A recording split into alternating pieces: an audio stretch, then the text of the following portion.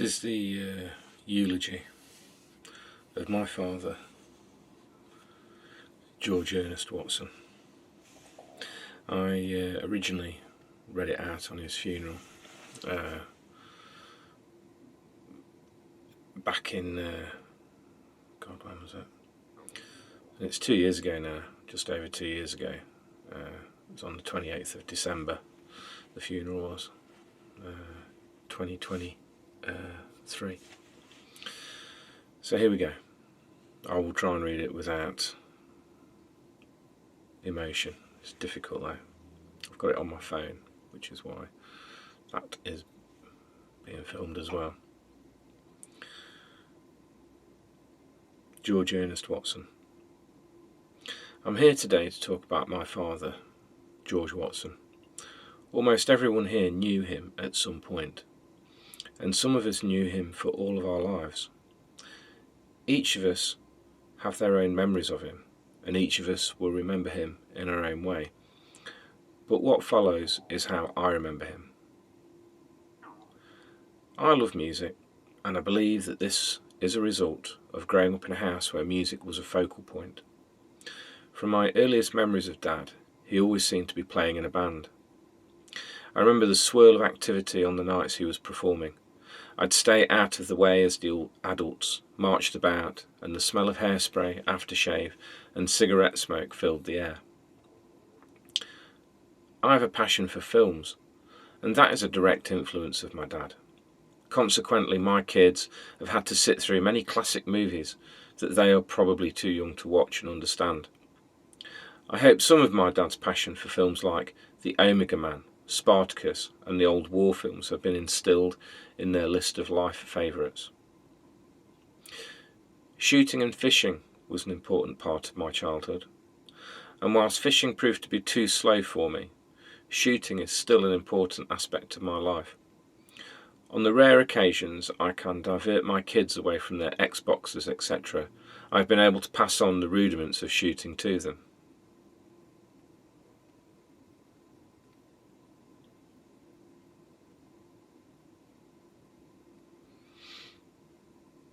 One benefit of the kids preferring computer games to something practical, like shooting, does mean that I don't have to deal with pellet holes appearing on my property, unlike my dad, who had to deal with me putting holes in everything. This sample of things my dad got me interested in is the tip of the iceberg, but it does serve to illustrate the point that my dad had a range of interests and an overall lust for life.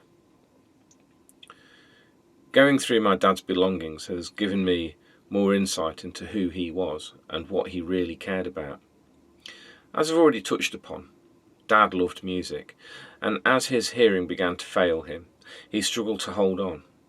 His main interest was being denied him because he went almost fully deaf in his left ear and down to about 20% in his right. I found a draft letter that he had sent to an audiologist. It explained his symptoms in a very precise way, and such was his trust in the system. He seemed to really think that they could restore his hearing. This was not to be, and a month before he left us, he'd asked me to get him some earwax remover, as he was convinced that something simple was wrong. For a man who had relied so much on his hearing, losing it was truly debilitating, as it prevented him from listening to music or playing his guitar. He must have entertained thousands of ordinary people through his musical career. From the time in the early 50s when a passing journalist had seen a small blonde-haired boy expertly playing a penny whistle on a Belfast terraced house front doorstep, and then written an article about him, to progressing to skiffle groups, then learning to play the guitar and keyboards,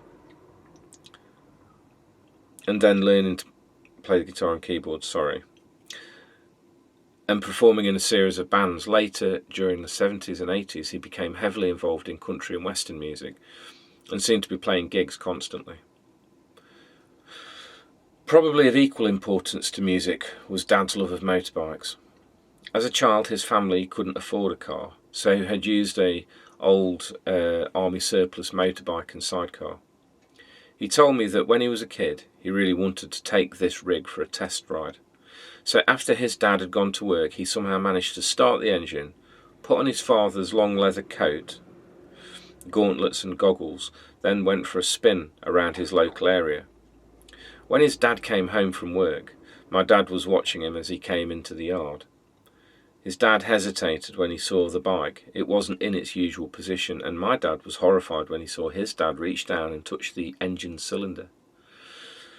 Feeling it was warm, he guessed straight away what had happened, and my dad saw his dad's angry face as he marched quickly towards the house.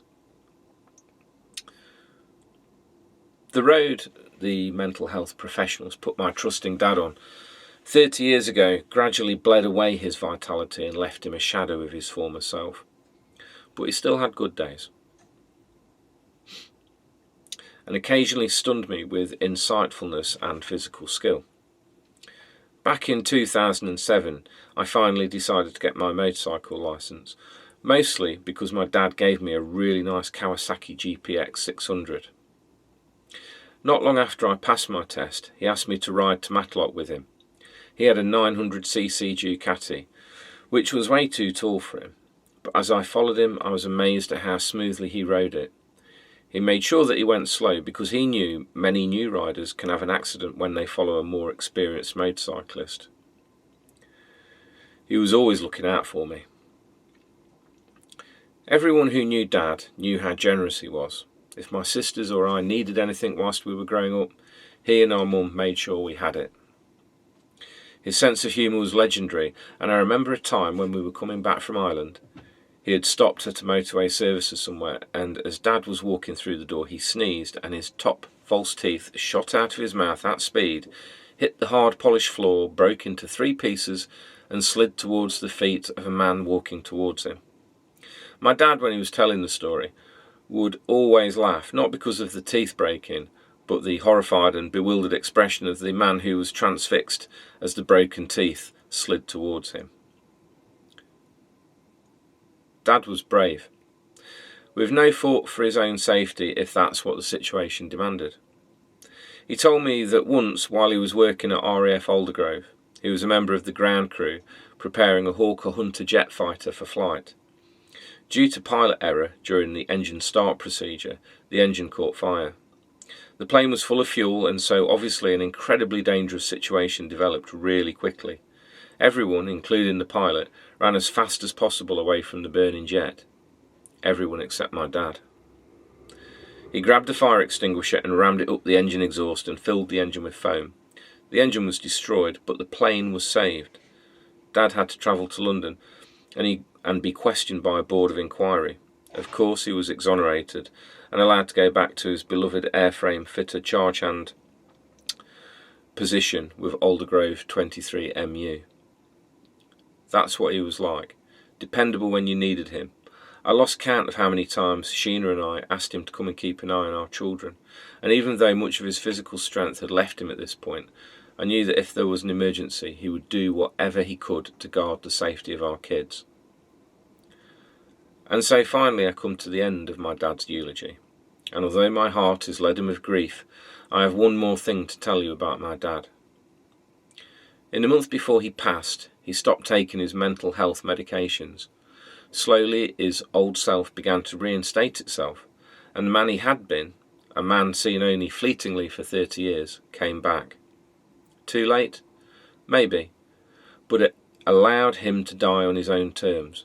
When obtuse medical workers tried to push him onto their preferred path, he drew on reserves of strength that surprised everyone and told them exactly where to go and how to get there. His last few days were hard, like he was climbing an endless stair, and he just wore himself out. He showed me how to live, and with the renowned stoicism of an Ulsterman, he showed me how a brave man leaves this world behind. And I know with a surety that he's gone with those he's loved, who have gone on ahead. Sometime in 2023, we are taking him home. He'll be on the back of my motorbike, and we'll drop him off at Mahee Island on his beloved Strangford Loch. Thank you.